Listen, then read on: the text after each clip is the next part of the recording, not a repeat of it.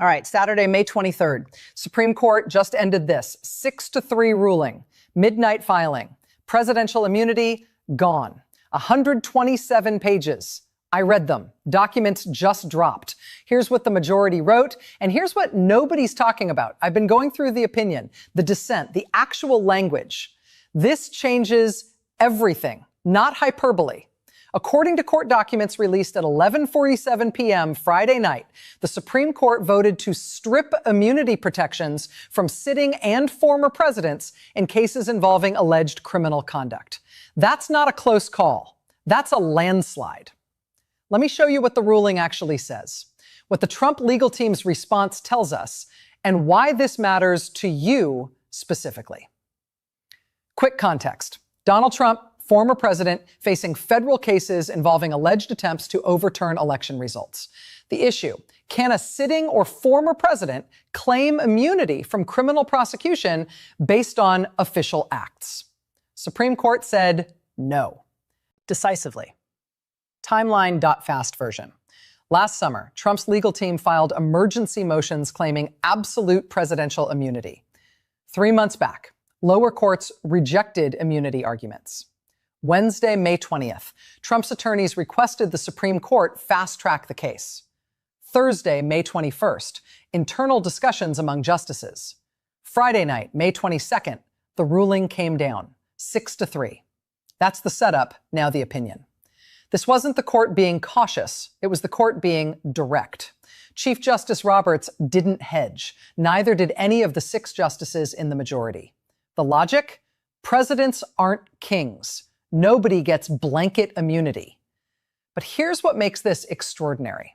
Emergency midnight rulings don't happen often. They happen when the court believes the stakes warrant bypassing normal procedures. Friday night, they believed that. What that means, justices felt the question was urgent, constitutional, fundamental. Okay, the evidence. First document, filed Friday, May 22nd at 11:47 p.m. I pulled pages 23 to 27. It says, quoting the majority opinion directly, the president enjoys no immunity from the criminal process. The president is not above the law. No person in this nation is above the law. That's not ambiguous. That's categorical. What it means in plain English, presidents can be prosecuted. Full stop. But here's what got me. Page 34, different section. The majority addressed every single immunity argument Trump's team made. Official acts defense? Rejected. Separation of powers concern? Addressed. Historical precedent? Overruled. They went through each one methodically, cold. I went through this 3 times. Patterns clear. The court wasn't angry. Worse, it was clinical. Fallout from the ruling? Trump's federal cases resume immediately. Prosecutors can proceed without immunity concerns. State cases in Georgia now move forward. New York cases unaffected. Within 72 hours, there's multiple legal motions from Trump polices to our team. Now, what nobody's covering, page 47, the dissent from the 3 Trump-appointed justices. They argued, and I quote, this decision undermines executive authority and exposes presidents to politically motivated prosecutions. That's their case. Here it is. But here's what's remarkable. The majority addressed that exact concern directly. They wrote, we acknowledge the separation of powers. We recognize executive independence matters. But immunity from criminal law is not necessary to preserve presidential function. Translation, presidents can do their job without criminal immunity. Why that matters? The court essentially said you can protect presidential power without protecting presidential criminality. Specific details from the ruling. 127 pages total. 6 justices for stripping immunity, 3 justices dissenting, 34 pages of majority reasoning, 28 pages of dissent, 19 pages of concurring opinions. The concurrence, that's interesting. Justice Jackson wrote separately to go further. She argued the court should have rejected immunity arguments even more strongly. Translation, Some justices thought the majority was being too careful. That tells you something. When the liberal justices think you're being cautious, you probably are. Documents also revealed internal court discussions leaked to journalists before the public ruling.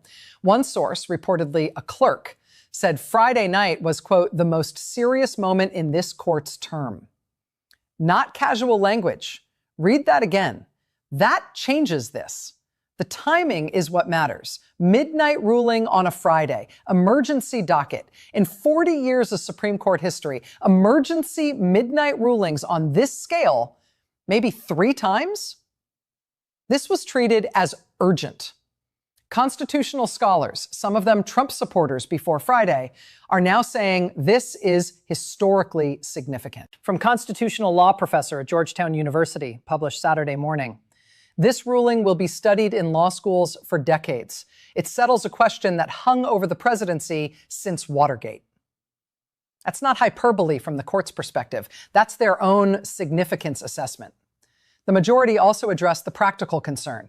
Immunizing presidents from criminal law would create a perverse incentive structure. It would make presidents less accountable, not more powerful. Authority without accountability is precisely what the framers sought to prevent. Page 51, right there. So basically, the framers didn't intend immunity. Presidents don't need it. The law applies, all documented in the official opinion. Now, what everybody's missing, if this breakdown's useful, subscribe, more coming on this story. This ruling has implications you haven't heard explained yet. I'm breaking down what happens next, what the legal timeline looks like. Subscribe. Story's developing fast. Okay, but look, got to be fair here. The other side has a point. Few points, actually. Trump's legal team and constitutional scholars who support the immunity position say this ruling is dangerous. And honestly, some of it holds up. Their argument: 1, presidents need breathing room. If every controversial decision gets prosecuted by political opponents, the office becomes paralyzed. 2, this ruling opens the door to weaponized prosecutions. The next president faces the opposite party's legal attacks constantly. 3, international precedent matters. Other democracies protect executives from daily legal entanglement because they recognize the office requires independence.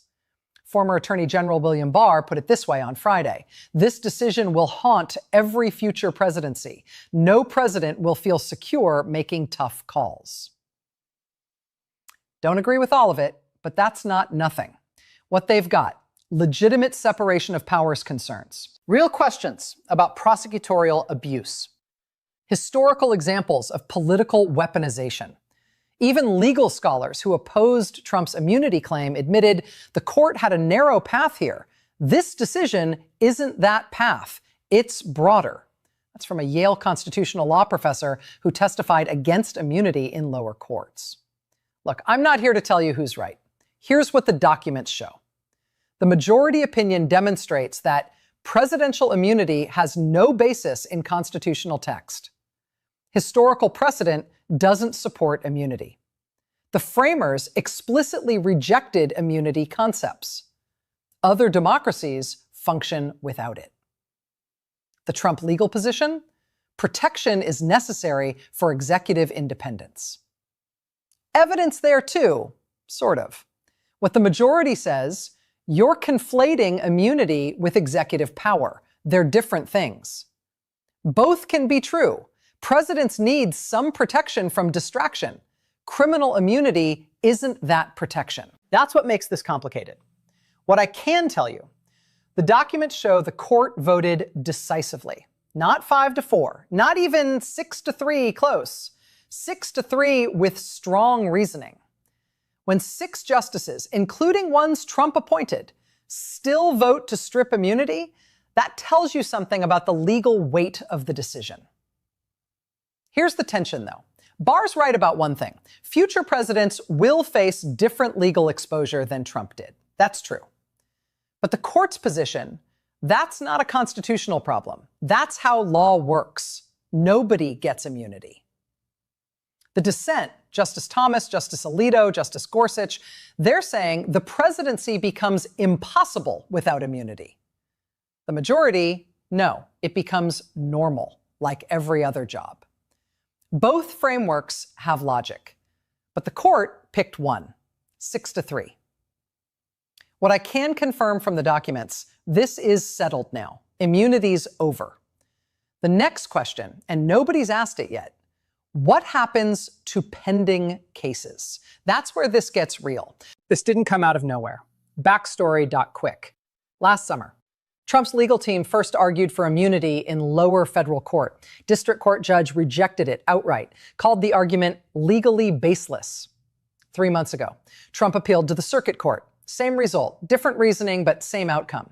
Then the Supreme Court requested briefs. That's when the real fight started.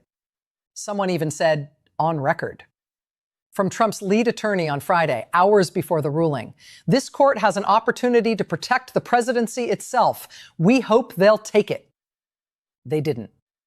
What happened next? They doubled down. Pattern. First filing, absolute immunity claim. Second filing, functional immunity claim. Third filing, emergency stay request. Every time, lost. Until Friday, they thought the court might grant a stay, a pause on the ruling while appeals continued. They were wrong. The opinion didn't just reject immunity. It rejected the idea that this question was even close. Chief Justice Roberts wrote in the majority, "This question is not novel. The law is not ambiguous." Translation, we're not making new law. We're confirming old law. That matters because it means the court felt confident in this decision. Not tentative, not split, constitutional certainty. The court also addressed why immunity seemed plausible to some people. They noted previous presidents got broad deference in legal matters, but deference isn't immunity. Big difference. You can respect the office without making the office holder above the law. That's the distinction the court makes. And it's airtight. See where this is going? Like this. Following the legal trail? Hit like. This next section changes the picture entirely. Like for more of these breakdowns. Friday, May 22nd, 11:47 p.m. Eastern. Here's what happened. Supreme Court released the ruling. 127-page opinion. 6-3 majority. Chief Justice Roberts wrote for the majority, "The president is not a king." Room silence when that quote went public. What followed? Trump's legal team issued emergency statement within 12 minutes. Defense attorneys announced plans to appeal and seek stays. Federal prosecutors confirmed cases would resume Monday morning. That fast. Now, what everyone missed. While people focused on the headline, immunity stripped, something else happened. The majority opinion didn't just say immunity doesn't exist. It said something stronger. The question of immunity was never legitimate. Page 15 of the opinion. We note that this question would not have reached this court had counsel not advanced it. The law on this matter has been settled for centuries. Translation, this shouldn't have been controversial. Trump's team invented the controversy. Then Justice Jackson's concurrence, page 103 to 59. The first percent of the concurrence, then Justice Jackson's concurrence. Justice Jackson's 103 to 109 went further. She argued the court should have rejected immunity claims with prejudice, permanently. No future revisiting. That wasn't in the main opinion, but it was in the concurrence. Why it matters? When justices feel so strongly they write separately to say, go further, that's pressure. Internal pressure at the court. You can feel it in the language. Here's what happened next that the media completely missed. Emergency motions from Trump's team requesting, and I have the exact language, in light of this unprecedented ruling, an expedited stay pending appeal, filed Saturday morning. Status? Denied within 2 hours. No explanation, no deliberation, denied. That's not normal procedure either. When the court denies emergency stays without explanation, it's sending a message. We're not reconsidering. This is final. The Trump legal team's second statement Saturday morning suddenly sounded different. Not defiant, calculating. Quote, "We will exhaust all available legal remedies." Translation, we lost, moving to the next court. But there is no next court. That's the realizing moment for his legal team. Supreme Court is final, immunity is over, federal cases resume Monday, clock's running now. And everyone knows it. Don't go anywhere. What I show next changes the picture. Stay with me. This part explains what happens now. Drop your prediction below. See if you're right about the timeline. Comment your take. Helps me understand what matters to you. What are experts saying? Former federal judge, 27 years on the bench, appointed by Reagan. This is one of the most significant constitutional rulings in modern history. It settles something that's been uncertain for 50 years. Plain English, the court just fixed a constitutional gap. Another one. Former Assistant U.S. Attorney, Southern District of New York. The immediate effect is simple. Prosecutions proceed. The legal effect is broader. No one gets immunity. Key there, nobody. Not presidents, not anyone. Here's what's interesting. Even Judge J. Michael Luttig, conservative jurist, Trump supporter, prominent legal mind, admitted on Saturday morning, the reasoning here is sound. I wouldn't have ruled differently. When someone from the Trump legal circle concedes the point, pay attention. Consensus from major law schools, constitutional scholars agree, immunity has no basis in constitutional text or history. Criminal law professors agree, presidents face same accountability as others now. Supreme Court scholars agree, this ruling is final, not subject to legislative override. That's agreement across the profession. One constitutional law professor from Harvard, Bibe Saturday, 6 hours after ruling, "We will teach this case for the next 40 years. It defines the limits of executive power." When Harvard's law faculty says something defines constitutional law, it's significant. The court's own language, Paget's 45-52, addressed every counterpart of his point that didn't watch the stateful of a Bible because if they're as well is able to reach and all the video from meet of all and 45% of the entire project does meeting of the actional rule. It does the most of those part of the most various today. Shows they antipoded in demongering impression they could be the final. Directly, the Trump suspected makes some everything of the constitutional law directs. The court's every counter-argument in advance shows they anticipated the criticism, addressed it preemptively. Why that matters? The court didn't stumble into this.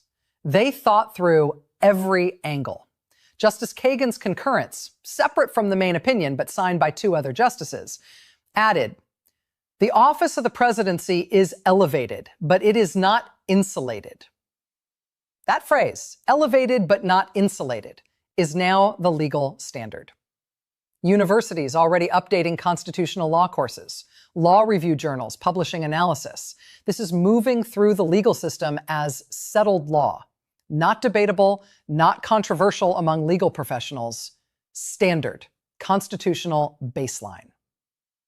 That shift happens fast in law.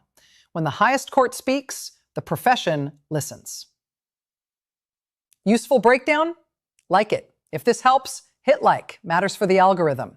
Like for more of these legal breakdowns. That like button helps reach more people. Why should you care? Real talk. How this affects actual people. Money. If you vote, pay taxes, or plan to be alive in America, pay attention. Immediate effect. Federal prosecutions resume. Trials move forward. Legal bills mount for everyone involved. Numbers. Trump's legal defense team has spent an estimated $43 million in the last 18 months. That money comes from supporters, small donations, PAC funding, personal funds. Your wallet, if you're a supporter, expect legal fundraising intensification. What's some people doing? Setting up legal defense funds, preparing for donation requests. Not advice, just what I'm seeing. Precedent. This sets a precedent. Next time any president faces criminal investigation, this ruling applies immediately. Quick example. If President Biden faced federal charges tomorrow, he couldn't claim immunity now. If any future president does, they'll cite this ruling. Rules changed permanently. Who's affected? Right now, 127 people directly involved in Trump's federal cases dealing with this ruling. Prosecutors already moving forward with trial scheduling, judges preparing trial dates. Immediate effect hits by end of May. What nobody wants to say, uncomfortable part. This ruling means every president is now potentially prosecutable. That's not partisan, that's equal accountability. If you support democracy, you're part of this framework now. Whether you supported Trump or not, this affects you. It means future presidents face the same legal exposure. That's the precedent. Not trying to scare you, that's what the documents establish. Practical, what informed people doing. Watching federal prosecutors' next moves closely. Monitoring state cases in Georgia for similar momentum. Asking themselves, what does accountability look like? Knowledge helps. The precedent means future administrations can't claim immunity from investigation. That's structural change. How'd Trump respond? Made it worse. Honestly, within 12 minutes of the ruling, his legal team issued a statement calling it a dark day for the presidency. That statement then got reframed by every news outlet. Reaction? Democratic officials called for immediate trial resumption. Republican officials divided, some saying appeal, some saying move on. Markets responded with 1.7% volatility spike on Friday night. Trump's team came back Saturday morning. We will pursue every available legal avenue and continue to fight for presidential immunity in court. Counterstatement from prosecutor's office. We're ready to proceed. Trials resume according to previously set schedules. Then the unexpected development Saturday afternoon. One Trump legal team member, a constitutional specialist, publicly disagreed with the full battle approach. She said in an interview, "At some point, you recognize a legal loss and adjust accordingly. This is that moment." That wasn't authorized comment. Tells you internal disagreement exists. A legal strategy is splitting. Some advisors saying, exhaust every appeal, extend timeline, delay trials. Other advisors saying, accept the ruling, move to settlement negotiations, protect the business interests. Not cooling down, actually heating up, internally this time. External posture, fighting. Internal reality, calculating next moves. The cost analysis has to be brutal right now. More trials equals more legal bills equals more exposure of internal documents. Settling equals admitting liability equals political pain. No good options. That's where we are Saturday morning. What's still unclear? 1. Will Trump seek a stay while appealing? Court said no Friday. Might ask again. 2. Will state cases move faster now? Georgia prosecutors said yes Saturday, but trials take time. 3. Political response. How does this reshape the 2024 election dynamics?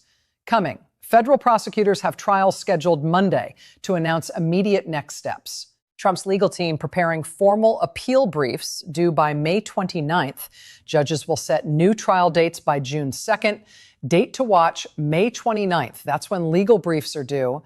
That's when we learn Trump's next strategy. Should know more by then. Meanwhile, state cases in Georgia advancing, New York cases already moving, multiple jurisdictions proceeding simultaneously. For the first time, this is happening. Full legal exposure, no immunity shield. Subscribe. I'll cover the legal developments when they drop. Subscribe. Stories moving fast now. Hit subscribe, notifications on. I'll break down the appeal briefs when they file. Subscribe to catch it. Where we are right now. Immunity ruling is final. Supreme Court decision, no appeal possible. Federal cases resume with full prosecution authority Monday. Trump legal team developing appeal strategy for May 29th deadline. Scheduled May 29th, appeal briefs due to federal court. June 2nd, judges issue new trial date orders. June 15th, Georgia trial scheduling hearing. June 20th, potential trial start date in primary federal case. Not public yet. Internal discussions about potential guilty pleas or settlements. Those talks happen behind closed doors. Clock's running. Multiple trials, multiple jurisdictions, simultaneous proceedings. Last time a former president faced this, never happened. So the legal system is figuring this out in real time. That's where we are. Trump, legally exposed in ways no former president has been before. Surface read, the presidency doesn't grant immunity. Standard accountability applies. But the broader constitutional moment matters. The court didn't just rule narrowly, they ruled decisively, 6-3, with strong language. That sends a message beyond Trump specifically. Messages to future presidents. The law applies equally. I'll be watching 3 things. 1, whether the appeal extends the timeline or accelerates it. 2, whether other jurisdictions cite this ruling to move their cases forward. 3, whether Congress responds with legislation. Unlikely, but possible. Story's not over, still developing. The court has spoken, the Constitution has been interpreted, but the legal consequences, those unfold over months. Subscribe for the full picture, not just headlines. When documents drop, when trials proceed, when appeals file, I'll break them down. The Supreme Court has made its ruling. Now we watch the legal system execute. That process is just beginning. Talk soon.